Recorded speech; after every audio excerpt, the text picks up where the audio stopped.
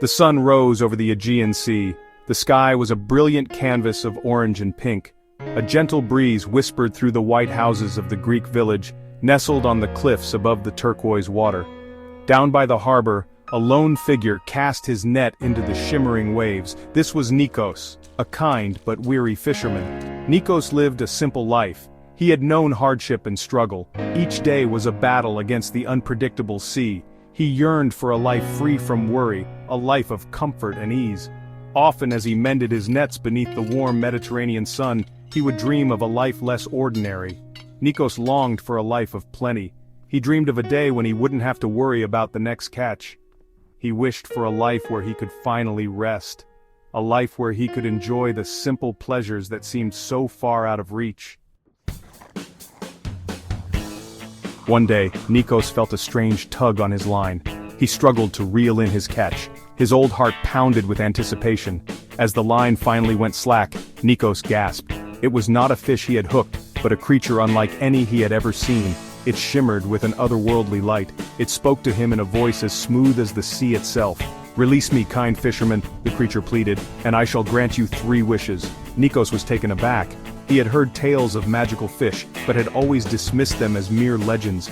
Yet, here he was, face to face with a creature of the deep, offering him unimaginable power. Nikos hesitated. He knew that such power came with a price. But the allure of his deepest desires proved too strong to resist. This was his chance to change his fate, to finally obtain the comfort he had yearned for his entire life. Nikos closed his eyes and made his first wish. He wished for a life of wealth and abundance. When he opened his eyes, his humble shack had transformed into a magnificent villa. His fishing net was filled with gold coins. The villagers were astonished by Nikos' sudden fortune. They whispered amongst themselves, their eyes filled with envy. At first, Nikos reveled in his newfound wealth. He enjoyed the finest foods and adorned himself in silks and jewels.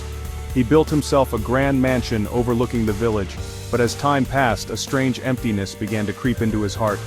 The villagers, once friendly and welcoming, now treated him with suspicion and resentment. Their envy was palpable. They whispered about the fisherman's curse. They warned their children to stay away from the man who had traded his soul for gold. Nikos found himself increasingly isolated, his wealth a barrier between him and the people he had once called friends and neighbors. The weight of loneliness pressed heavily upon Nikos' soul. He decided to use his second wish. He wished for power and authority, believing that it would earn him the respect and admiration he craved. In an instant, he was adorned in royal garb, his humble fishing boat replaced with a majestic ship. The villagers bowed before him, their faces etched with fear and apprehension.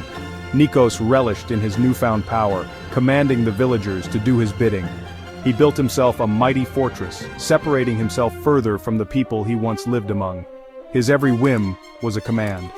But as his power grew, so did his isolation. Fear had replaced the warmth he once felt from his community. He realized that respect earned through fear was not respect at all.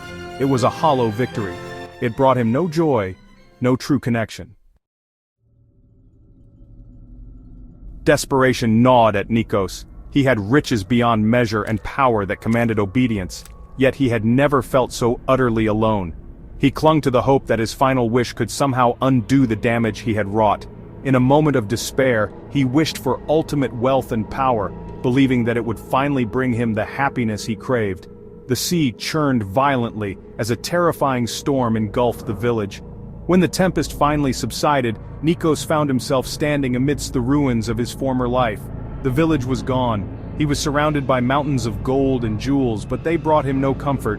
He had everything he had ever desired, yet he had lost everything that truly mattered. He was utterly alone, a prisoner of his own insatiable greed. Nikos had learned a bitter lesson, one that echoed through the ages. True happiness, he realized, was not found in material possessions or fleeting power. It resided in the simple joys of life, love, friendship, and contentment.